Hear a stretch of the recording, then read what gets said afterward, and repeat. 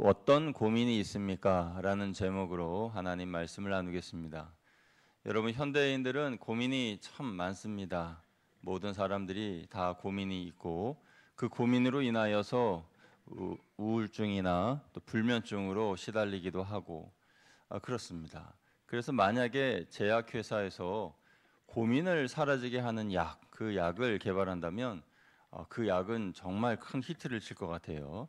그래서 우리들은 고민 가운데 살아가고 있는데 동서고금을 막론하고 고민이 없는 사람들은 없다라는 것이 결론입니다. 성경에도 보면 어떻게 보면 성경 말씀은 고민으로 가득한 책이라고 해도 과언이 아닐 만큼 이 책 안에는 고민과 또 걱정과 염려로 가득한 그런 이야기들로 구성되어 있습니다. 그런데 놀라운 것은 사람들의 그런 고민, 걱정, 염려를 하나님께서 친히 상담해 주셨고 하나님께서 친히 해결해 주셨다는 것이 참 놀라운 일이 아닐 수가 없습니다. 하나님께서 사람들의 고민을 들어주시고 해결해 주시고 구체적으로, 사실적으로, 또 실제적으로 그들에게 필요로 하는 것들을 알려주시고 도와주시고 만들어 주셨다라는 것을 우리는 알 수 있습니다. 그런데 이렇게 구체적으로, 개별적으로, 실제적으로 하나님께서 말씀해 주시고 가르쳐 주신 것과는 반대로 우리들은 하나님께서 오늘날도 과연 하나님이 내 삶에 직접적으로 역사하실 것인가, 하나님께서 나 개인 한 사람 한 사람을 만나 주실 수 있나 하는 그런 의심을 가지고 살아가는 분들이 의외로 많이 있다는 거죠. 어찌됐든지 성경의 이야기는 어떤 고민이든지 들어주시고 또 응답해 주시고 해결해 주신 하나님의 사랑의 이야기, 사랑의 책이라는 겁니다. 그래서 구약의 한 두 가지 사례, 또 신약의 한 두 가지 사례를 예를 들어서 하나님이 얼마나 개별적으로 만나 주시고 사랑하시고 또 실제적으로 역사하시는지에 대해 말씀을 나누려고 하는데요. 먼저 창세기 3장 말씀에 보면은 아담과 하와가 죄를 짓는 그런 내용이 이 3장에 기록되어 있습니다. 하나님께서 선악을 알게 하는 나무의 열매를 먹지 말라 하셨는데 사탄이 뱀의 모습으로 가장해서 그들을 속입니다. 그리고 그들은 나무의 열매를 먹죠. 그러고 난 다음에 눈이 밝아져서 서로 벗은 모습을 보게 됩니다. 부끄러워합니다. 그래서 무화과 잎을 따서 치마를 만들어 입습니다. 그렇게 자신의 몸을 가렸는데 하늘에서 내리쬐는 그 태양빛이 얼마나 강한지 얼마 되지 않아서 그 무화과 잎이 말라서 비틀어지고 부서지고 그렇게 반복되기 일쑤입니다. 그때 하나님께서 그들에게 무엇을 만들어 주셨습니까? 가죽옷을 만들어 주셨습니다. 창세기 3장 20절 말씀이죠. 우리 같이 읽어보겠습니다. 시작. 여호와 하나님이 아담과 그의 아내를 위하여 가죽옷을 지어 입히시니라. 아멘. 아담과 하와는 하나님께 범죄하여서 그 죄에 대한 대가를 치러야 했습니다. 그러나 그것과는 상관없이 하나님은 그들을 불쌍히 여기셔서 그들에게 가죽옷을 만들어 입히셨다라는 것입니다. 가죽옷을 입은 그들이 얼마나 기뻤겠습니까? 햇빛에 의하여 마르지도 않고 부서지지도 않고 그 옷으로 자신의 몸을 보호할 수 있으니 얼마나 감사했겠습니까? 하나님은 그렇게 매우 실제적이고 구체적인 방법으로 그들의 고민을 해결해 주셨습니다. 창세기 16장에 보면 하갈이라는 여인에 대한 이야기가 나오는데 하갈은 사레의 몸종이었습니다. 아직 사라라고 이름이 바뀌기 전이니까 사레라고 하겠습니다. 사레의 몸종인 이 하갈이 어느 날 그 주인 사레의 요구에 의하여서 아브라함과 함께 동침하게 됩니다. 왜냐하면 그때까지 사레는 자녀를 잉태할 수 없었기 때문이고 대를 이어했기 때문에 자기 생각에 이것이 올바르다 생각하고 최선이라 생각하여 남편 아브라함에게 종 하갈과 동침할 것을 이렇게 권면하죠. 또 주책 없이 아브라함은 그 요구에 대해서 그러자고 합니다. 그런데 그 이후로 하갈이 임신을 하게 되었습니다. 임신을 한 하갈은 마음이 변해서 그때부터 주인 사레를 업신여기고 함부로 대하기 시작합니다. 그래서 사레가 몹시도 화가 났습니다. 그래서 아브라함에게 가서 이 일에 대해서 당신의 책임이 있으니 당신이 알아서 하시오 하고 화를 내요. 그러니까 아브라함은 그게 왜 나에게 책임이 있어? 당신이 알아서 하시하고 또 책임을 전가합니다. 그래서 사레가 그때부터 하갈을 몹시 괴롭히고 학대합니다. 그 학대에 못 이겨서 하갈이 도망을 쳐요. 그렇게 광야에 도망을 치면서 어떤 한 샘 곁에 머물러 있는데 생각해 보니까 자신이 너무 불쌍하고 앞으로 살아가야 할 길이 막막하고 너무너무 원통스럽고 눈물이 납니다. 그때 여호와의 사자가 나타나서 그녀에게 살아갈 방법의 최선의 길을 안내해 주는데요. 그 내용이 창세기 16장 9절 10절입니다. 우리 창세기 16장 9절 10절 같이 읽어보겠습니다. 시작. 여호와의 사자가 그에게 이르되 내 여주인에게로 돌아가서 그 수하에 복종하라. 여호와의 사자가 또 그에게 이르되 내가 내 씨를 크게 번성하여 그 수가 많아 셀 수가 없게 하리라. 아멘. 여기 수하에 복종하라라는 말은 이 사레의 권세 아래에 복종하라라는 말이에요. 아무리 너를 학대하는 주인이라 하더라도 그 권세 아래에 너가 복종해라라고 말씀하시는 겁니다. 주인도 사실 종을 그렇게 무참하게 때리거나 괴롭히거나 할 권한이 없습니다. 하나님께서 그에게 그런 명령 또는 그런 권한을 주시지 않았어요. 아무리 종이 소유물과 같은 그러한 신세였다 할지라도 하나님은 그렇게 괴롭히라고 말씀하지 않으셨습니다. 그래서 다시 돌아온 하갈을 다시 내쫓는다든지 더 괴롭힌다든지 할 수 없었습니다. 왜냐하면 하나님께서 보고 계시다는 것을 사레도 알고 있었기 때문이죠. 그래서 사레는 돌아온 하갈을 다시 받아줍니다. 여러분, 이 모습을 보면서 하나님께서 얼마나 구체적이고 얼마나 세밀하시고 얼마나 정확하십니까? 하나님은 하갈이 돌아갔을 때에 사레가 용서해 줄 것이라는 것을 알고 계셨습니다. 그래서 사레에게 용서할 마음을 주셨고 하갈에게는 돌아가라라고 말씀하신 거죠. 만약에 하갈이 거기에서 고집을 부리면서 그 광야길로 계속 나아갔다면 그녀는 죽음을 면치 못했을 겁니다. 그녀의 인생은 그 이후로 계속 불행했을 겁니다. 이전에 아브라함의 장막 아래 거하였을 때는 그래도 먹을 것과 입을 것과 잠잘 곳이 예비되어 있었으니까 그래도 살아갈 만했는데 광야에서는 누구도 자신을 돌아봐줄 수 없는 것이죠. 그래서 자신의 최고의 방법, 최선의 방책은 하나님의 음성을 듣는 것이었다라는 것입니다.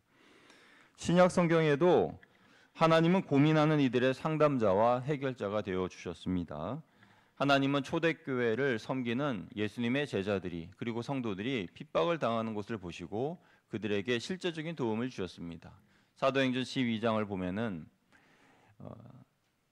로마의 헤롯 왕이 야고보를 죽이게 됩니다. 여기서 야고보는 예수님의 형제 야고보가 아니라 사도 야고보입니다. 그래서 야고보 사도가 죽임을 당하게 되는데 그 일로 인하여서 유대인들이 기뻐하며 환호하는 모습을 봅니다. 그래서 유대인의 더 많은 환심을 갖기 위해서 베드로까지 잡아서 감옥에 가둡니다. 그런데 마침 그때는 유월절 절기여서 죽일 수는 없고 유월절이 끝난 그 다음 날에 죽이기로 하고 감옥에 가두었습니다. 이제 꼼짝없이 시간이 지나면 죽을 수밖에 없는 운명이 되었습니다. 그렇게 시간이 지나고 유월절 끝나기 마지막 날 밤에 하나님께서 천사를 보내셔서 그를 구출해 주십니다. 베드로는 이것이 환상인가 하면서 비몽사몽간에 천사의 뒤를 따라서 거리까지 나왔는데 천사가 호련히 사라진 모습을 보면서 이것이 실제구나, 정말 일어난 일이구나라는 것을 깨달으며 놀라게 됩니다. 그리고 마가 요한의 어머니 마리아의 집에 모여있는 형제들에게로 찾아가죠. 똑똑똑 노크를 합니다. 여자아이 로데가 문을 열었을 때 베드로가 서 있는 것을 보고 깜짝 놀라가서 베드로님이 오셨어요 하고 이야기를 하는데 사람들이 믿지 않죠. 그렇게 한 번 더 이야기하니까 유령이다 또는 천사다 이렇게 이야기를 합니다. 그래도 믿지 않은 그들에게 베드로가 나타나자 그들은 깜짝 놀라면서 베드로 사도에게 하나님께서 역사하셨음을 알게 되었습니다. 그러니까 베드로 개인에게도 그리고 베드로를 본 기도하는 그 무리들에게도 기도하면 하나님께서 이렇게 실제로 역사하시는구나, 실제로 하나님께서 개입하셔서 생명을 구원해 주시는구나라는 것을 알게 되었습니다. 한 가지 더 사건이 있죠.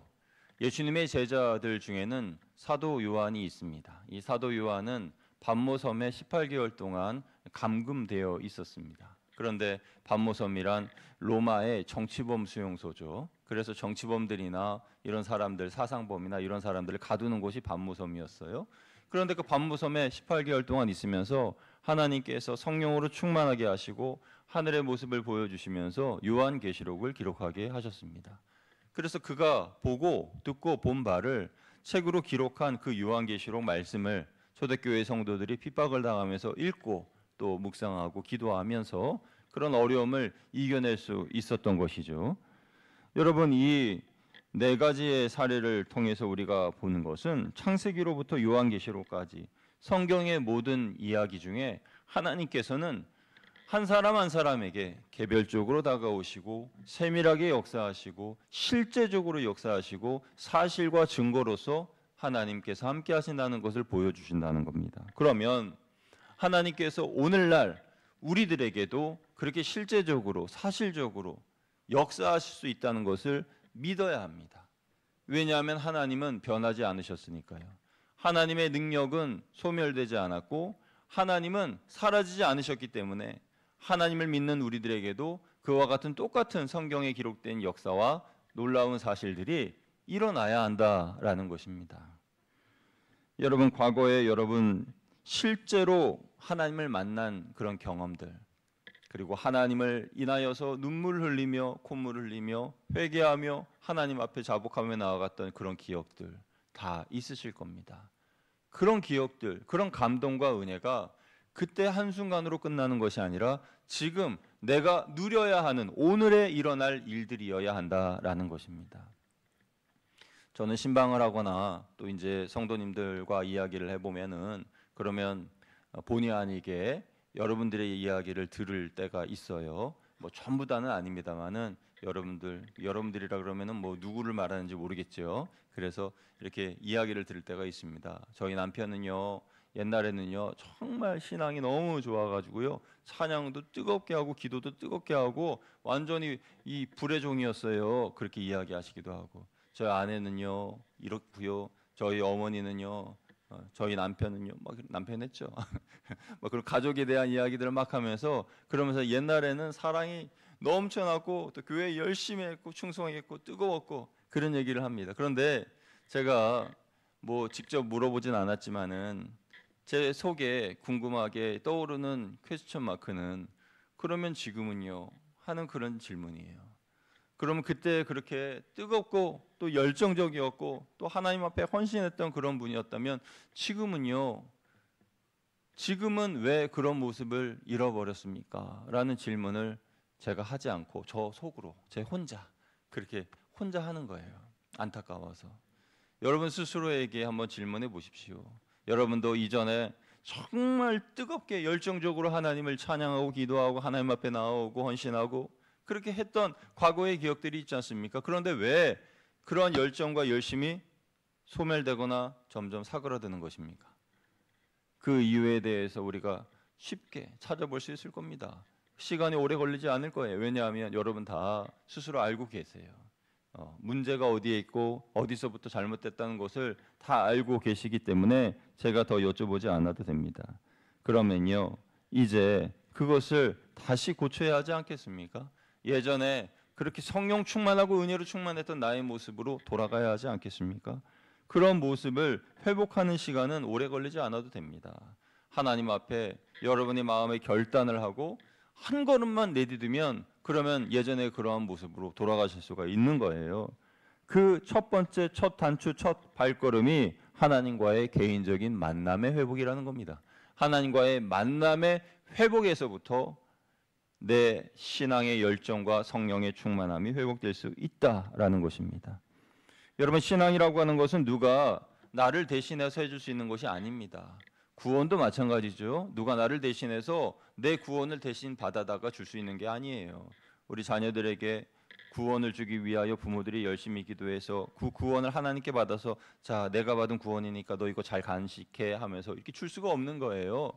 그래서 이 구원은 내가 하나님과 개별적으로 1대1로 만나서 받아야 되는 그런 구원이고, 신앙도 그렇고 은혜도 그렇고 다 그렇습니다. 그래서 우리는 실제적인 하나님을 만나야 됩니다. 우리의 신앙에 막연함이나 추상적으로 하나님을 만나는 것이 아니라 실제적으로 사실적으로 오늘 내게 말씀하신 하나님의 음성, 나에게 하시고자 하시는 하나님의 뜻과 목적, 그것을 알아야 한다는 거죠. 왜냐하면 하나님은 매우 사실적인 분이시고 실제적인 분이시기 때문에 그렇습니다. 하나님이 매우 실제적인 분이라는 것은 충분히 성경에 계시되고 드러났는데요. 한 가지 예를 더 들어보면은 이스라엘 백성들이 광야에서 살아갈 때에 하늘에서 메추라기를 비처럼 내려 주셨습니다. 그래서 고기를 못 먹는 그들에게 메추라기 고기를 먹게 하셨고, 목이 마른 그들에게 반석에서 물이 솟아 넘쳐서 그 수많은 사람들이 60만이 넘는 사람들이 그 물을 먹을 수가 있었어요. 장정만 60만이니까 약 200만, 300만 정도 되는 숫자겠죠. 그러니까 어마어마한 사람들이 마셔도 이 목마름을 충분히 해결할 수 있는 그런 물을 하나님이 주셨다는 거예요. 하나님이 실제적인 모습으로 다가오신다는 겁니다. 이거를 저와 여러분에게 적용해 보면 오늘 하루에 나의 이 생활에 대한 생활비의 문제, 직장에 대한 문제, 자녀들의 학업에 대한 문제, 건강에 대한 문제, 이런 실제적이고 구체적인 것까지 하나님께서는 다 책임져 주신다는 것을 알 수가 있습니다. 예수님도 매우 실제적인 분이셔서 어느 날 예수님의 말씀을 듣기 위해 모인 사람들이 저녁 즈음에 너무 배고파서 줄여 있을 때에 예수님은 그들에게 배고프십니까? 그러면 배부르다고 생각하세요? 라고 말씀하신 것이 아니라 정말 그들이 배부를 수 있도록 물고기 2마리와 떡 5개로 5,000명 이상 되는 사람들을 배부르게 먹이셨습니다. 그리고 실제 예수님이 그렇게 역사하셨다는 증거로 12바구니나 되는 그 광주리에 그 남은 음식들을 다 모을 수가 있었어요. 여러분, 이처럼 성경에 기록된 하나님과 예수님의 모습은 실제와 사실로서 사람들의 필요를 채워주시는 분이라는 것을 알 수 있습니다. 그런데 왜 우리 삶에 실제적인 하나님의 역사가 일어나지 않는가? 그것은 간단합니다. 하나님의 능력이 소멸했거나 하나님이 변심하셨거나가 아니라 우리가 우리의 고민을 하나님께 아뢰지 않았기 때문에 하나님의 실제적이고 사실적인 응답을 받지 못한 것이고, 또는 하나님께 아뢰긴 아뢰도 정말 하나님께서 이것을 들어주실까라고 의심하였기 때문에 그것이 응답되지 못한 경우들도 있다라는 것입니다. 어떤 고민이든지 어떤 종류의 상담이든지 하나님은 다 들어주시고 알고 계십니다. 믿으시면 아멘. 하나님께서는 우리에게 가장 최선의 방법을 준비해 놓고 계십니다. 하갈에게 최선의 방법으로 돌아가라라고 말씀하셨던 것처럼 우리에게 최선의 방법을 말씀하고 계실 거예요. 만약에 이직을 준비하거나 그런 성도님들이 계시면 하갈의 마음으로 하나님 앞에 나아가 기도해 보십시오. 하나님께서 말씀해 주실 거예요. 하나님께서 어떤 말씀을 주시는지 그대로 순종해 보십시오. 그러면 하나님의 뜻대로 그 방법이 최선의 방법임을 알게 될 겁니다. 여러분, 이 세상에 고민 없는 사람은 없습니다. 우리 모두 다 고민을 합니다. 그런데 고민 중에서도 해도 괜찮은 고민이 있어요. 해도 괜찮은 고민은 하나님께서 기뻐하시는 고민인데요. 내 신앙에 도움이 되는 고민, 그것은 하나님과의 지속적인 관계를 어떻게 하면 더 잘 이룰 수 있을까, 이어갈 수 있을까 하는 그런 고민입니다. 이런 고민은 해도 괜찮은 고민이에요. 적극적으로 하셔야 할 고민입니다. 그래서 내가 어떻게 하면 하나님을 더 잘 만날 수 있지, 어떻게 하면 하나님의 임재 가운데 더 들어갈 수가 있지, 하나님께서 내 삶에 역사하실 수 있도록 내가 포기해야 될 것, 버려야 될 것들은 뭐지 하고 그런 고민들은 우리가 해야 하는 고민들이에요. 그러나 안타깝게도 많은 성도들이 하나님을 내 삶의 한 영역으로 생각할 뿐 전부로 생각하지 않습니다. 이 말은 바꿔 말하면 필요할 때마다 하나님을 부른다는 거예요. 내가 필요할 때마다, 내가 힘들 때마다 하나님께 도와달라고 구하는 거죠. 나쁘다는 뜻이 아닙니다. 그런데 이 수준에서 우리는 더 성장해야죠. 하나님께서 기뻐하시는 그러한 성도의 모습은 필요할 때만 하나님을 찾는 것이 아니라 24시간 하나님과 교제할 수 있는 그런 성도를 하나님께서 찾고 계십니다. 그런 분들이 바로 여러분들 되시기를 주님의 이름으로 축복합니다. 하나님과의 관계, 그 관계에서부터 모든 문제의 해결이 일어나고 고민의 해결이 시작이 되는 거예요. 여러분, 우리가 응답이 늦어지면요, 하나님이 계시는지 안 계신지 의심하게 되고 점점 나의 신앙은 뜨거운 신앙에서 미지근한 신앙으로, 간절한 기도에서 형식적인 기도로, 흘러넘치는 사랑에서 고인 사랑으로 바뀌게 되는 거죠. 그래서 우리는요, 사실적으로 하나님을 더 경험하기 위해서 하나님께 여러분의 고민을 모두 맡기시기를 주님의 이름으로 축복합니다. 다른 것, 어려운 것 다 잊어버리시고 이것 하나만 기억하세요. 하나님께 여러분의 고민을 맡기세요. 고민 없는 사람 없습니다. 그러면 그 고민을 그냥 꽁꽁 가지고만 있지 마시고 하나님께 맡기세요. 하나님께 드리세요. 하나님께, 하나님 저 이러한 고민이 있습니다 하고 하나님께 다 터놓으면서 다 말하시는 거예요. 하나님은 다 들어주신다니까요. 최고의 상담가이시자 최고의 해결자가 하나님이시라는 겁니다. 이스라엘 백성들은요, 고민이 있을 때마다 하나님 앞에 아뢰었고 하나님께서 그 고민을 해결해 주셨을 때에 하나님의 이름에 어떤 수식어를 붙였어요. 그래서 예를 들어서 이스라엘이 아말렉 족속들과 싸워서 승리할 때에 그때 모세가 단을 세우고 여호와 니시라는 그런 이름을 만들었습니다. 여호와 니시라는 것은 여호와는 나의 깃발이시다라는 그런 뜻이에요. 여호와는 나의 승리의 깃발이다. 깃발. 이 기는요, 군대의 상징입니다. 우리 남성분들은 군대 다 다녀오셔서 아시겠습니다만은 다 부대마다 기가 있지 않습니까? 깃발. 그래서 그 깃발이 그 부대를 상징하는 마크이기도 하고 상징이기도 하는 거예요. 그래서 그 표식만 보면 저 사람은 어느 부대구나라는 것을 이제 알게 되는 거죠. 공군이구나, 육군이구나, 해군이구나라는 것을 알게 돼요. 그러니까 그 깃발이 그 부대의 정신이기도 하고 그 정체성이기도 합니다. 그러니까 여호와가 나의 깃발이다. 그 말은 여호와 니시라는 말은 우리는 하나님의 군대다라는 뜻이고 하나님은 우리의 깃발이시다라는 뜻이고 하나님은 모든 전쟁에서 우리를 대신해서 싸워주시는 분이시다라는 뜻이기도 하고 그러므로 우리는 모든 전쟁에서 승리할 수 있다라는 이러한 내용들이 그 여호와 니시라는 한 단어에 다 포함되어 있는 겁니다. 그러니까 이 모세가 아말렉과의 전쟁에서 이겨 여호와 니시라고 이름을 정했던 거죠. 이 여호와 니시라는 이름처럼 하나님의 이름에 대한 수식어를 만든 사람이 한 명 더 있는데 아브라함입니다. 오늘 본문에 우리가 읽은 이 창세기 22장의 내용은 아브라함에게 이삭을 번제로 바치라라고 하신 하나님의 시험을 통과하는 이야기이죠. 그래서 이 고민, 어떻게 이삭을 하나님께 드려야 되나 하는 그런 고민 끝에서 그 고민에 대한 응답으로 해결로서 다 이제 끝나고 난 다음에 아브라함이 여호와 이레의 하나님, 여호와 하나님은 준비해 주시는 하나님이시다라는 그런 여호와 이레라는 이름을 만들게 된 겁니다. 여러분, 하나님은 아브라함의 믿음 중에 어떤 믿음을 확인하시기 위해서 이 시험을 하셨을까요? 8절 말씀을 보면은 거기에 대한 힌트를 얻을 수가 있습니다. 8절 같이 읽어보겠습니다. 시작. 아브라함이 이르되 내 아들아,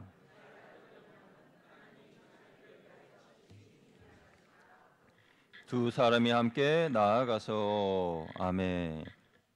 여기 보면 이삭에게 아브라함이 말하기를 하나님께서 자기를 위하여 친히 준비하시리라 라고 말하였어요. 친히 준비하시리라. 여호와 이레의 하나님이라는 것을 그는 알고 있었습니다. 번제할 어린 양이 어딨냐는 이삭의 질문에 아브라함은 조금도 주저함이 없이 하나님께서 자기를 위하여 친히 준비하셨다라고 말하였습니다. 하나님은 이 믿음을 보기를 원하셨던 거예요. 하나님께서는 나는 너를 위하여 준비하는 여호와 이레의 하나님이다라는 것을 믿으라고 이 이삭의 시험을 허락하신 겁니다. 아브라함이 마지막 시험의 단계인 아들을 드리는 순종의 단계까지 통과하자 자기 뒤 수풀에 순양이 그 뿔이 걸려있는 것을 보게 하셨어요. 이때의 상황을 상상해 보면 긴박한 상황이지만 신기한 점이 많습니다. 여러분, 성경 말씀을 읽으실 때에 그냥 문자적으로만 읽지 마시고 마치 드라마를 보는 것처럼 상상을 하면서 읽어보시면 참 여러분 재미있는 그런 인사이트를 많이 얻을 수가 있는데요. 여러분, 저는 이 말씀을 준비하면서 이 순양의 입장에서 한번 생각해 봤어요. 이때의 상황은 긴박한 상황이고 신기합니다. 하나님이 순양을 준비하셨다는 것도 신기하지만 저는 양이 조용히 있었다는 것이 너무나 신기합니다. 목사님, 양이 조용히 있었다고요? 성경 어디에 그렇게 기록되어 있습니까? 여러분 물어보실지 모르겠지만 성경에는 양이 조용히 있었다는 기록은 없어요. 그런데 양이 만약에 시끄럽게 막 떠들었다면 그러면은 올라가자마자 여기 양이 있네? 하고 이삭 대신 이 양을 잡으면 되겠네? 하고 생각할 수 있지 않겠어요? 그런데 그러면 하나님께서 아브라함의 믿음을 볼 수가 없잖아요. 보실 수가 없잖아요. 그래서 그때 양이 자기의 뿔이 숯불에 걸려 있는데 움직이지도 않고 소리도 지르지 않고 그냥 가만히 있었다는 게 너무 신기한 거예요. 이것은 우연이 아닙니다. 순양은 아무 소리를 내지 않았고 아브라함이 모든 시험을 통과한 후에 매 하고 소리를 냈을 거예요. 이 순간은 아브라함이 8절에서 이삭에게 하나님이 자신을 위하여 친히 준비할 것이다 라고 말한 것이 응답되는 순간입니다. 하나님께서 준비하셨다. 누구를 위하여? 하나님 자신을 위하여 준비하셨다. 이것이 응답된 순간이에요. 훗날 사람들이 이 이야기를 들으면서 한결같이 말하기를 우리도 동일하게 하나님께서 우리를 위하여 준비해 주실 것이다. 아브라함에게 여호와 이레의 하나님이셨던 하나님은 우리에게도 여호와 이레의 하나님이다 라고 고백하게 된 거죠. 14절 말씀입니다. 14절 함께 읽습니다. 시작. 아브라함이 그 땅 이름을 여호와 이레라 하였으므로 오늘날까지 그 사람들이 이르기를 여호와의 산에서 준비되리라 하더라. 아멘. 아브라함의 후손들이 아브라함께 하나님께서 준비해 주셨던 것처럼 우리들에게도 준비해 주셨다라는 믿음이 있었다면 오늘 2024년 6월 첫 번째 주일 예배를 드리는 저와 여러분에게도 이러한 믿음이 있어야 할 줄로 믿습니다. 아브라함은 믿음의 조상이고 우리도 그의 후손들이기 때문인 것이죠. 영적으로 여러분, 우리가 아브라함의 후손으로서 우리도 여호와의 산에서 하나님께서 준비해 주신다는 믿음을 가져야 됩니다. 우리도 여호와 이레의 하나님을 믿어야 한다는 것이에요. 하나님이 우리를 위해 준비해 주시는 것을 믿으시기를 주님의 이름으로 축복합니다. 여러분에게 어떤 고민이 있습니까? 어떤 고민도 하나님께서는 다 들어주시고 해결해 주십니다. 무화과 잎으로 만든 옷이 점점점 메말라지고 부서져가지고 자기의 몸을 가릴 수 없을 때 하나님은 친히 가죽 옷을 만들어서 입혀주셨고, 사레에게 쫓겨난 하갈에게 광야로 가면 죽으니까 그쪽으로 가지 말고 다시 좀 자존심 상하고 좀 속상하고 화가 나고 또 그렇게 마음 내가 충분히 다 안다. 그래도 네가 살 곳은 아브라함의 장막 아래에 거할 때 살아갈 수 있다 하고 다시 돌려보내셨을 때에 그때 순종했던 그 하갈, 그 모습, 그런 모습이 우리들에게 오늘날에도 동일하게 일어나야 한다는 것입니다. 이 밖에도 하나님은 성경에 수많은 고민하는 사람들에게 하나님이 누구신지를 알려주셨고 구체적이고 사실적인 방법으로 그들이 살아가야 할 길을 알려주셨습니다. 감사한 것은 대부분 하나님께서 먼저 찾아오셨어요. 예수님께 병 고침을 받는 사람들에게 예수님께서는 네 믿음대로 될지어다 라고 그 믿음을 보시며 고쳐주셨는데, 그런데 이 구약 성경 말씀을 제가 쭉 읽어보면서 하나님께서 그들에게 찾아오셨을 때에는 그들의 믿음을 보시고 야, 너 참 믿음이 있구나, 내가 너에게 이러이러한 일을 맡기마, 너에게 은혜를 베풀어 주마, 그것이 아니라 믿음이 없는데 겁쟁인데 그리고 하나님을 외면했던 사람들인데 그런데도 하나님이 찾아오셔서 그들에게 은혜를 주시고 그들에게 이 문제를 해결해 주시고 고민을 들어주셨다는 것에 저는 참 감사하다 생각합니다. 여러분, 우리들도 나는 믿음이 없고 부족하고 그래서 하나님의 응답을 받을 수 없어요 라고 생각할지 몰라도 하나님은 여러분에게 찾아가셔서 직접 말씀하시고 또 은혜 주시고 또 고쳐주시고 새롭게 해주시고 할렐루야, 그런 은혜를 베풀어 주십니다. 문제를 해결해 주십니다. 믿음이 좋은 사람만 응답받는 게 아니라 믿음이 없는 나에게도 찾아오셔서 하나님은 우리의 고민을 해결해 주시고 들어주신다는 것입니다. 하갈이 믿음이 있었습니까? 아담과 하와가 믿음이 있었습니까? 믿음이 없었잖아요. 그런데도 찾아가셔가지고 하나님께서 응답 주셨지 않습니까? 여러분의 삶에 신앙과 고민과 갈등이 생길 때 하나님께서는 아브라함처럼 하나님이 준비하시리라 라는 믿음을 갖기를 원하십니다. 우리 한번 따라 하시겠습니다. 하나님께서 준비해 주십니다. 아멘. 그래서 여러분, 고민이 생겼을 때에 여러분은요, 나는 모리아산을 올라가고 있는 아브라함이다 라고 생각하시기 바랍니다. 고민을 가지고 있을 때, 문제가 생겼을 때 나는 아브라함처럼 모리아산에 올라가고 있는 중이다. 그곳에서 이 문제라고 하는 이삭을 그 단 위에 올려놓고 하나님께 순종으로 드릴 때에 하나님께서는 수풀에 걸려있는 순양을 준비해 주셨던 것처럼 나에게 또 다른 하나님께서 예비하신 은혜를 준비해 놓으셨다. 이 믿음을 가지시기 바랍니다. 그래서 이삭이 아브라함에게 아버지 이 땔감도 있고 다 뭐 준비되어 있는데 번제할 어린 양은 어디 있습니까? 라고 물어보았듯이 사람들이 여러분에게 아무개시 그렇게 뭐 기도만 하는 것 같은데 그 문제에 대한 응답, 해답에 대한 그런 방법이 뭡니까? 구체적으로 뭡니까? 그 문제를 해결할 수 있는 방법이 뭐예요? 라고 물어보신다면 여러분도 동일하게 하나님께서 자기를 위하여 친히 준비해 주셨을 것입니다. 그렇게 이야기하시기를 주님의 이름으로 축복합니다. 여러분 그러면요 우리는요 마음의 감옥으로부터 벗어날 수 있어요. 아브라함은 그때까지 두려움의 감옥, 또 걱정의 감옥, 염려의 감옥 그런 감옥에 갇혀 있었던 것이죠. 우리가 고민하면 고민할수록 나는 나의 마음의 감옥에 갇혀서 풀려나오지 못하는 겁니다. 그러나 하나님 앞에 이 믿음을 드릴 때에 우리는 나의 마음의 감옥에서부터 자유로워질 수 있습니다. 빌립보서 4장 6절에 보면은 마음의 감옥에서 벗어나기 위해서 기도하라라고 말씀하고 있습니다. 우리 같이 읽어보겠습니다. 시작. 아무것도 염려하지 말고 다만 모든 일에 기도와 간구로 너희 구할 것을 감사함으로 하나님께 아뢰라. 아멘. 내 마음의 감옥으로부터 벗어나기 위해서는 기도해야 됩니다. 또 하나 찬양해야 됩니다. 성경 말씀을 보면은 역대하 20장에 여호사밧이라는 왕이 나오는데요. 이 왕은 기도와 찬양으로 승리한 왕이에요. 당시 모압과 암몬과 마온이라고 하는 3개국 연합 공격을 여호사밧이 받게 되는데 그때 그는 제일 먼저 하나님께 나아가서 기도합니다. 그리고 하나님을 찬양합니다. 그러자 하나님께서 놀라운 역사를 보여주시는데요. 선지자 야하시엘을 통해서 이렇게 말씀하셨습니다. 역대하 20장 15절 말씀 같이 읽어보겠습니다. 시작. 야하시엘이 이르되 온 유다와 예루살렘 주민과 여호사밧 왕이여 들을지어다. 여호와께서 이같이 너희에게 말씀하시기를 너희는 이 큰 무리로 말미암아 두려워하거나 놀라지 말라. 이 전쟁은 너희에게 속한 것이 아니요 하나님께 속한 것이니라. 아멘. 이 전쟁이 누구에게 속했다고요? 하나님께 속했다라 그랬습니다. 그러니까 하나님께서 예비하셨다, 하나님께서 준비하셨다, 이 믿음을 가지고 나아가 하나님께서 승리케 해주셨다라는 것이죠. 이들은 두려움이란 감옥에서 탈출하게 되었고 전쟁에서 큰 승리를 거두게 되었습니다. 사랑하는 성도 여러분, 어떤 고민이 있으십니까? 고민을 가진 성도가 해야 할 일은 모든 고민을 하나님께 맡기는 겁니다. 맡길 때에 기도하고 찬양하며 맡기십시오. 하나님께 기도로, 하나님께 찬양으로 그렇게 맡길 때에 마귀는 혼란에 빠집니다. 내가 알기에 이 사람은 이 정도 수준이 아닌데 이렇게 나를 쫓아낼 수 있는 그런 능력이 없는 걸로 난 알고 있었는데 하고 깜짝 놀라가지고 도망가게 되는 거예요. 할렐루야. 찬송과 기도가 그렇게 만든다는 겁니다.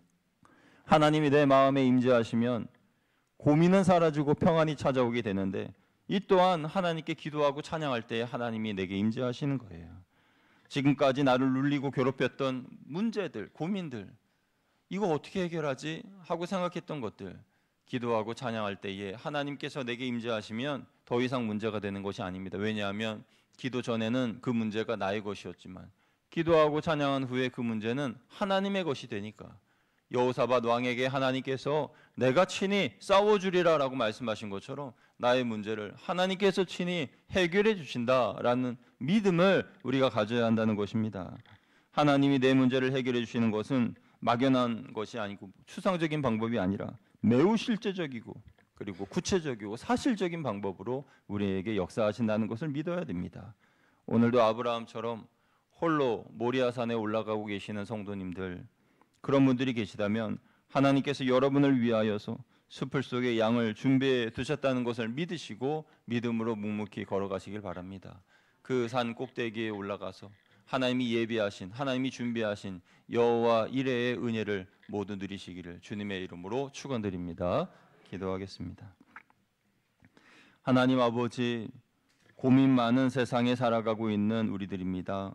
고민을 버리고 염려를 버리고 살고 싶지만은 수시로 머릿속에 떠오르는 고민을 해결하지 못하여서 오늘도 하나님 앞에 이렇게 나왔습니다. 우리의 연약함을 아시고 우리의 부족함을 아시는 하나님, 우리의 믿음 없음도 아시는 하나님, 그러나 하나님은 그 믿음 여부에 따라서 우리의 고민을 해결해 주신 것이 아니라 우리를 사랑하시기 때문에 우리의 상담자가 되시고 해결자가 되어 주셨습니다. 오늘도 우리의 고민을 하나님께 아뢰오니 하나님께서 들어주시고 그 문제를 해결해 주시고 하나님의 문제로서 하나님이 받아주시사 우리의 삶을 바르게 인도하여 주시옵소서. 우리 주 예수 그리스도의 이름으로 감사하며 기도드리옵나이다. 아멘.